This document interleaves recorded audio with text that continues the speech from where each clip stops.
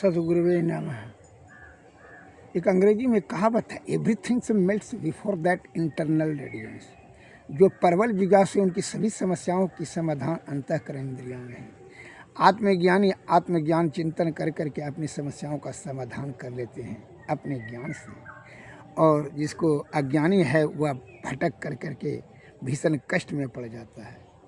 मैं एक उदाहरण दे रहा हूँ, कैसे, इस प्रकार सुन लीजिए। एक दही बेचने वाली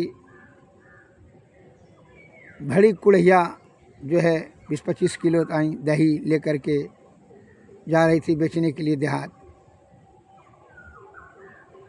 भीषण गर्मी, लू बारिश चल रही थी, जेठ बैसाख का दिन। वह पानी प्यास से और भूख से पैदल चल रही थी, माथा पर दही का कुड़िया लेकर के। वह प्यास और भूख से बेचैन हो गया। उसका ऐसा मन लगा कि अब उसका प्राण छूट जाएगा। वह एक महात्मा जी से भेंट हो गई।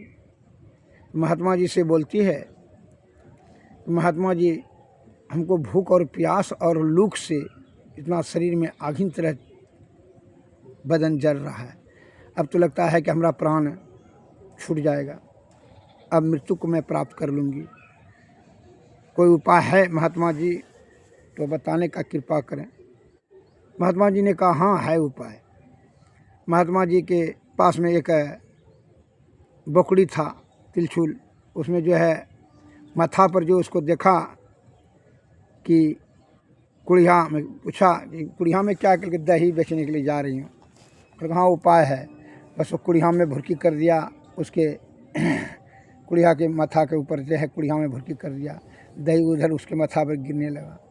जो है बुढ़िया दही खाने लगी और दही पी कर करके प्यास और भूख शांत हो गया, और वही शरीर में जो पूरा दही गिरा उसके कारण से उसका लूक भी शांत हो गया, शरीर शीतल ठंडा हो गया और वह प्रफुल्लित हो गई, स्वस्थ हो गई, और भूख और प्यास दही खा करके पी कर करके वह उसका जो है स्वस्थ हो गई।